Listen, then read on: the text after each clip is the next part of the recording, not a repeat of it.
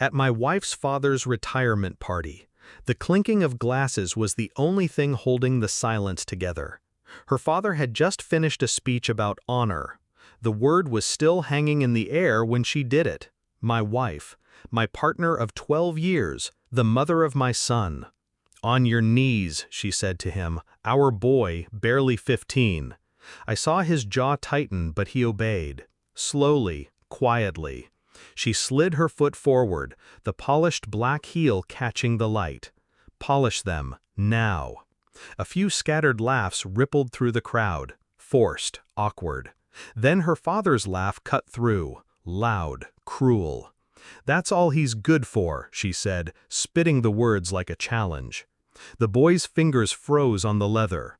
He looked up at her with a calm that didn't belong to a teenager. Then he turned his eyes to me. I didn't move. "Wait, Dad," he said, voice steady. "I have a retirement gift for Grandpa." Every head turned as he stood, wiping his hands on his pants. He walked to the table where the box sat, the one I had locked until tonight. He handed it to her father. When the lid opened, there was a sound, sharp, collective. Gasps slicing the air. My wife's face drained of color. Her father's too. The room went still. 3 weeks earlier, I'd found the first crack. Not in her phone, not in her words, in her eyes. She had been laughing with her father, an inside joke I wasn't part of. That wasn't unusual. But when she touched his arm, lingering longer than comfort allowed, her smile faltered. For a moment, she looked like a cornered animal. I said nothing. It wasn't until later that night, when I passed the office, that I saw her hunched over the desk, papers scattered. A single photograph half covered by an envelope. It was my son. Younger, 4, maybe 5. Her father was holding him, but the hand on the boy's shoulder was too familiar. That was the first time I felt the cold in my bones. I didn't ask. I didn't want lies. Instead, I watched. She avoided my gaze at breakfast. She flinched when my son mentioned his upcoming school project on family history.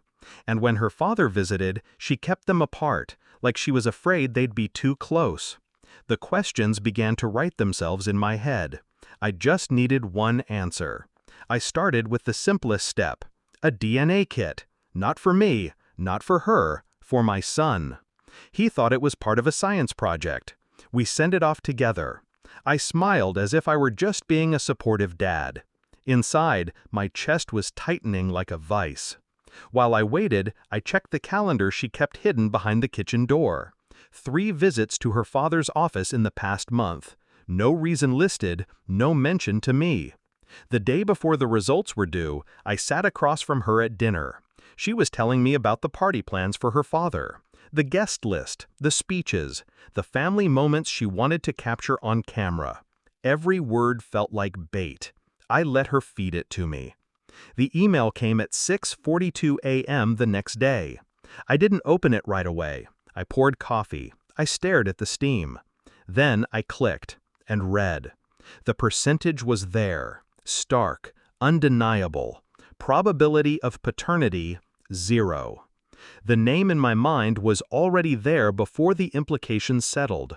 Her father. I didn't feel anger, not the kind that shouts or breaks things. I felt precision. That night, I went to his office under the pretense of helping with the party setup. I slipped a copy of the report into a small black box. I left it on the table where the gifts would be placed. Locked, waiting. When the party came, I didn't speak to her much. I watched. I cataloged every false smile, every shared glance. My son stayed close to me. And when she humiliated him, when her father laughed, it was like watching them write their own obituary in front of everyone they knew. The box was in his hands now. The crowd was silent. He opened it. The paper inside was crisp, folded once. He read it. Stopped. Read it again. His face went slack. Her eyes darted to mine. I didn't move. "Dad," she whispered. But the crowd had already seen the headline at the top of the page, "Paternity Test Results." Her father's hands trembled. He didn't speak. Couldn't. The laughter from minutes ago had turned to stone in their throats. My son stood between them now, taller than I remembered. "Guess you're the one retiring from more than just work," he said quietly, only loud enough for the first few rows to hear. The silence after was heavier than any scream. We left before the speeches. No one stopped us. In the car, my son didn't ask questions. He just stared out the window, hands folded. I didn't try to explain. Not yet. At home, I poured a glass of whiskey and sat in the dark. I thought about the years, the lies, the moments I had mistaken for love. I felt nothing for her now, not even hate. Just the clean, empty space where trust used to live.